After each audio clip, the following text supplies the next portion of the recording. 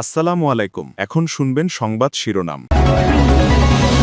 সারা দেশে জমজমাট প্রার্থীদের প্রচারণা, ভোটারদের দিচ্ছেন উন্নয়নের প্রতিশ্রুতি, ভোলায় বাকবিতণ্ডার জেরে বিএনপি জামাত সংঘর্ষ। নওগাঁয় ডাম্প ট্রাক চাপায় প্রাণ গেছে 4 কৃষক সহ 5 জনের, নিহতদের বাড়িতে শোকের পাতক।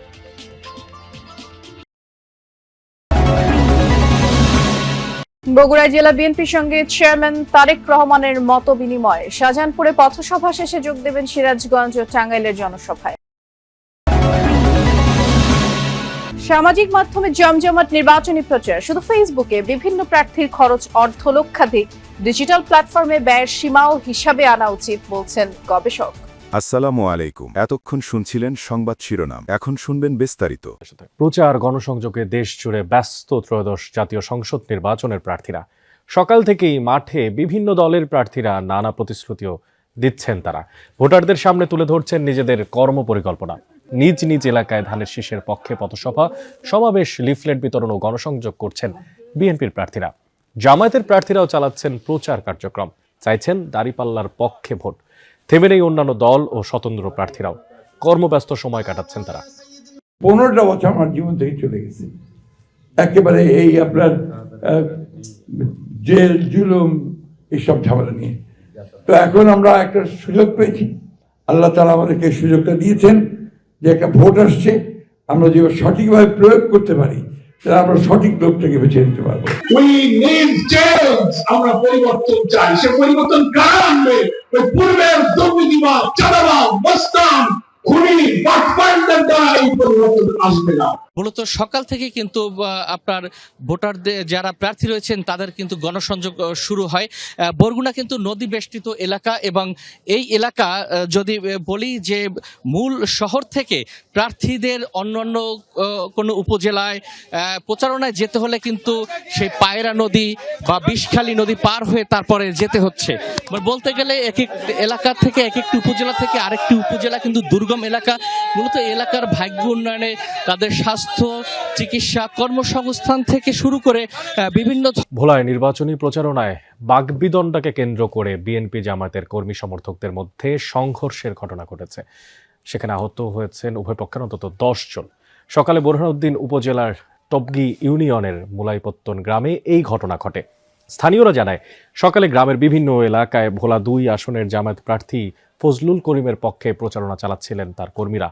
চৌকিদার বাড়িতে পৌঁছালে টবগি ইউনিয়ন শ্রমিক দলের সাংগঠনিক সম্পাদক ইউসুফ ও তার ভাইয়ের সাথে বাকবিতণ্ডা হয় একই ইউনিয়নের জামায়াতের আমির আব্দুল হালিমের। এক পর্যায়ে সংঘর্ষে জড়ায় 2 পক্ষ। নওগাঁর মহাদেবপুরে ডাম্প ট্রাকের চাপায় 4 কৃষক সহ 5 জন নিহত হয়েছেন।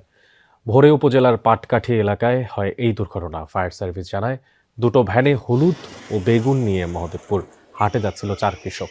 পথে পাটকাঠি এলাকায় পৌঁছালে একটি ডাম্প ট্রাক নিয়ন্ত্রণ হারিয়ে ভ্যান দুটোকে চাপা দিয়ে সড়কের পাশে খাদে পড়ে যায়। ঘটনাস্থলেই এক ভ্যান চালক সহ নিহত হন 4 কৃষক। খবর পেয়ে মরদেহগুলো উদ্ধার করে পরিবারের কাছে হস্তান্তর করে পুলিশ ও ফায়ার সার্ভিস।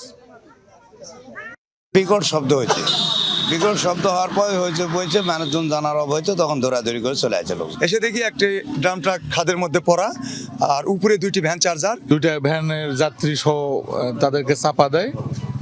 ঘটনাস্থলে 4 জন এবং হাসপাতালে নিয়ে যাওয়ার পথে 1 জন, 5 জন মৃত্যুবরণ করে। উত্তরবঙ্গে আজও নির্বাচনী প্রচারে ব্যস্ত বিএনপি চেয়ারম্যান তারেক রহমান। দুপুরে সিরাজগঞ্জের বেসিক শিল্প পার্কের জনসভায় যোগ দেবেন তিনি। এর মধ্যে সড়ক পথে রওনা হয়েছেন সমাবেশ স্থলের উদ্দেশ্যে। সকালে বগুড়ার হোটেল নাজ গার্ডেনে অনুষ্ঠিত হয় মতবিনিময় সভায়। আর এ সময় বগুড়া 6 সদর নির্বাচনী এলাকায় বিএনপি অঙ্গ সংগঠনের নেতৃবৃন্দের সাথে মতবিনিময় করেন চেয়ারম্যান তারেক রহমান। সভায় আসন্ন নির্বাচন সম্পর্কে নানা দিক নির্দেশনাও দেন তিনি। আর ঘণ্টাখানেকের মধ্যেই সিরাজগঞ্জের জনসভায় যোগ দিবেন তিনি। পথে শাহজাহানপুর উপজেলার একটি পথসভায়ও তার অংশ নেয়ার কথা। বিএনপি চেয়ারম্যানকে স্বাগত জানাতে ঢাকা রংপুর মহাসড়কের শাহজাহানপুর এলাকায় জড়ো হয়েছেন নেতাকর্মীরা। আর পথসভা শেষে শেরপুর উপজেলার ধুনট মোড় এলাকায় আরও একটি পথসভায় বক্তব্য রাখতে পারেন তারেক রহমান। এরপর প্রথমে সিরাজগঞ্জ এবং পরে টাঙ্গাইলে নির্বাচনী জনসভায় যোগ দিবেন BNP chairman. Chairman Tarique Rahman এই মাত্রই কিন্তু বগুড়ার শাহজাহানপুরের যে পথসভা সেই পথসভার সামনে চলে এসেছেন। তার যে নির্বাচনী প্রচারণার যে গাড়িতে যে বাসটি যেটিতে করে তিনি সারা বাংলাদেশ ঘুরছেন সেই বাস কিন্তু চলে এসেছে। আমরা একটু আপনার মাধ্যমে দর্শকদের দেখানোর চেষ্টা করবো তারেক রহমান হয়তো অল্প সময়ের মধ্যেই এই পথসভার জন্য তিনি এখানে নামবেন। এবং দীর্ঘ 20 বছর পর তারেক রহমান আসছেন সিরাজগঞ্জে। আসলে সিরাজগঞ্জের মানুষ কিন্তু অনেকটাই উৎসাহ উদ্দীপনার মধ্যে দিয়ে তারেক রহমানকে বরণ করার জন্য পুরোটাই প্রস্তুত দেখানোর চেষ্টা করে আপনি দেখতে পাবেন। যদিও তারেক রহমান এখন রয়েছেন মাজিরা পয়েন্টে, তারপরে ওখানে বক্তব্য শেষ করে শেরপুরে আসবেন। শেরপুরের পরে মূলত সিরাজগঞ্জে আসবেন। তার আসতে নাগাদ মিনিমাম কমপক্ষে 2:30 থেকে 3টা বেজে যাবে। সেই অপেক্ষায় কিন্তু মানুষ থাকছে না। ইতিমধ্যে কিন্তু মানে এখানে হাজার হাজার মানুষ অর্থাৎ নেতাকর্মী যারা রয়েছেন তারেক রহমানকে এক নজর দেখার জন্য সিরাজগঞ্জের মানুষ তারা কিন্তু অধীর অপেক্ষা করছেন সকাল থেকে। ইতিমধ্যে কিন্তু বিসিক শিল্পনগরীতে নেতাকর্মীদের উপচে পড়া ভিড় লক্ষ্য করা যাচ্ছে এবং তারা কিন্তু এসে উপস্থিত হয়েছেন তাদের প্রিয় নেতাকে এক নজর দেখার জন্য। কারণ দীর্ঘ 20 বছর ডিজিটাল প্ল্যাটফর্মে জমে উঠেছে নির্বাচনী প্রচারণা।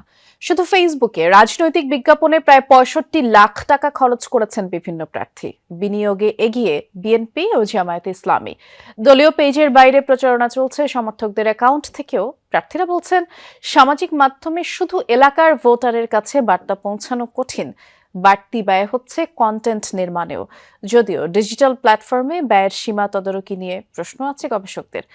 আমরা সরকার গঠনে সক্ষম হলে ফ্যামিলি কার্ড চালু করব।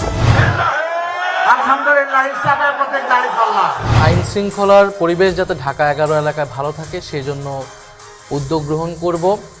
নির্বাচনের আগে সোশ্যাল মিডিয়া এখন যুদ্ধক্ষেত্র। পোস্টার, লিফলেট, ব্যানারের বদলে প্রার্থীদের লড়াই চলছে ভিডিও, গ্রাফিক্স, লাইভ আর রিলস দিয়ে। কিছু ডলার খরচ করলেই ভোটের দাবি চলে যাচ্ছে 13 কোটি ইন্টারনেট গ্রাহকের কাছে, যার মধ্যে 6.5 কোটি ফেসবুক, 5 কোটি ইউটিউব আর বাকিরা ইনস্টাগ্রাম আর টিকটক ইউজার। আবার প্রার্থী বা তার দলের ফলোয়ারদের সংখ্যাও নেহায়েত কম নয়। ডিজিটাল প্রচারণায় এবার তাই জনবল নিয়োগ করেছেন প্রায় সব প্রার্থী। দিনরাত কন্টেন্ট নির্মাণে ব্যস্ত video editor, graphics designer, AI prompt engineer আর এসইও পেশাদাররা। প্রচারণায় ছোট ভিডিও, গান, নাটক, সাক্ষাৎকার, জনসভা কিংবা মিমস কিছুই বাদ পড়ছে না। প্রার্থী নিজস্ব টিমের বাইরে কাজ করছে রাজনৈতিক দলের ডিজিটাল কর্মীরাও। আর এসব বুস্ট বা টাকা দিয়ে প্রমোশনের কাজ করছে বিজ্ঞাপনী সংস্থা বা অনলাইন বিপণন বিশেষজ্ঞরা। ইচ্ছা করলেই কোনো একজন প্রার্থীর বিরুদ্ধে অন্য প্রার্থী অথবা চেনা যায় না, জানা যায় না এরকম একটা গুপ্ত জায়গার থেকে বা সুপ্ত জায়গার থেকে নেতিবাচক প্রচারণা করে প্রার্থীর ইমেজ নষ্ট করার একটা অপচেষ্টাও আছে। এই অপচেষ্টাটা কোনো রোধ করার দরকার আছে। সেটা না হলে ভোটার, এলাকার জনগণ বিভ্রান্ত হচ্ছে।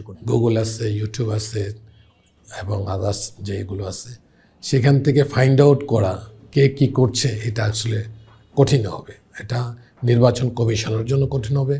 আমরা যারা প্রতিদ্বন্দ্বী আছি আমাদের এটা ফাইন্ড আউট করা ইটস সো ডিফিকাল্ট। অনলাইন